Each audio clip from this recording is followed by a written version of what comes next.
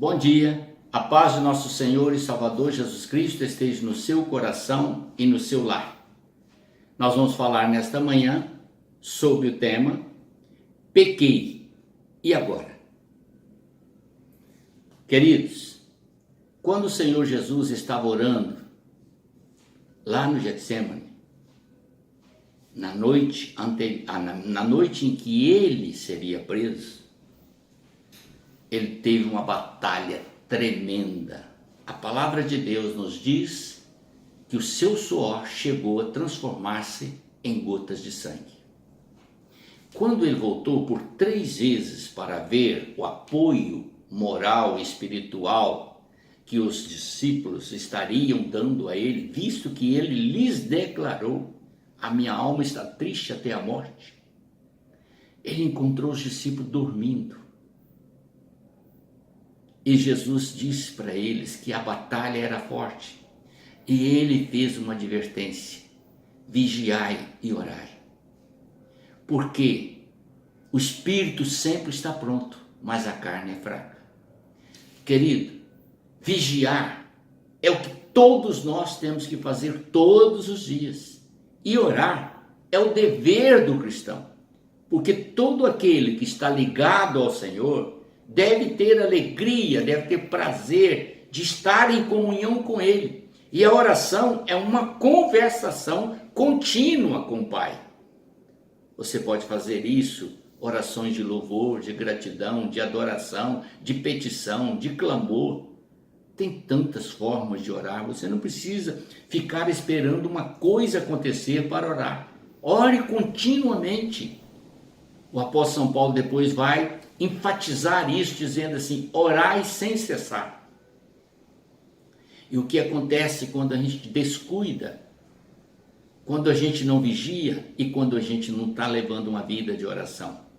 Então, a palavra de Deus nos mostra que isto é uma queda fatal. E não é uma coisa simples. Observem bem, quantos no momento está feliz, alegre, cheio de alegria, radiante de felicidade, com apoio e com abraço de todos, e de repente ele cai por uma fração de descuido no pecado. E aí vem essa pergunta: pequei, e agora? No Salmo 32, o verso 3 a 5, nós temos esta escritura que eu quero deixar com seu coração. Verso 3 assim: enquanto me calei, meus ossos se consumiam de tanto gemer o dia todo, porque tua mão pesava sobre mim de dia e de noite. Meu vigor se esgotou como no calor da seca. Confessei-te meu pecado e não encobri minha culpa. Eu disse: confessarei as minhas transgressões ao Senhor, e tu me perdoaste e a culpa do meu pecado. E assim, querido, assim é que o salmista procedeu quando ele descuidou. Ele acordou logo em seguida com o aviso do profeta Natã, e sentindo a sua culpa, o peso da sua culpa sobre ele, ele não teve outra coisa a não dizer que o coração dele estava dilacerado pela dor. Até os seus ossos doíam. Toda a esperança da alegria no dia seguinte tinha desaparecido. É como se ele estivesse num túnel escuro, sem nenhuma luz à frente. Mas aí ele olhou para o Senhor e disse: confessei o meu pecado ao Senhor. E quando eu confessei, a culpa que estava me maçando, me massacrando, me destruindo, ela desapareceu, porque o Senhor é bondoso e misericordioso. Mas você precisa reconhecer o pecado e confessar primeiramente a Deus. Em 1 João, nós temos esta instrução direta. No capítulo 1, verso 9, 1 João 1, 9, está escrito: se confessarmos os nossos pecados, Ele é fiel e justo para nos perdoar os pecados e nos purificar de toda injustiça. Não tente camuflar o seu pecado ou escondê-lo. Não há como fazer isso. E nem tente fugir da presença de Deus. Se já aconteceu, meu querido, agora é confessar, levantar a cabeça e dispor a buscar o Senhor para ter o perdão dos pecados e ter uma nova vida, um novo recomeço. Porque isso é muito importante.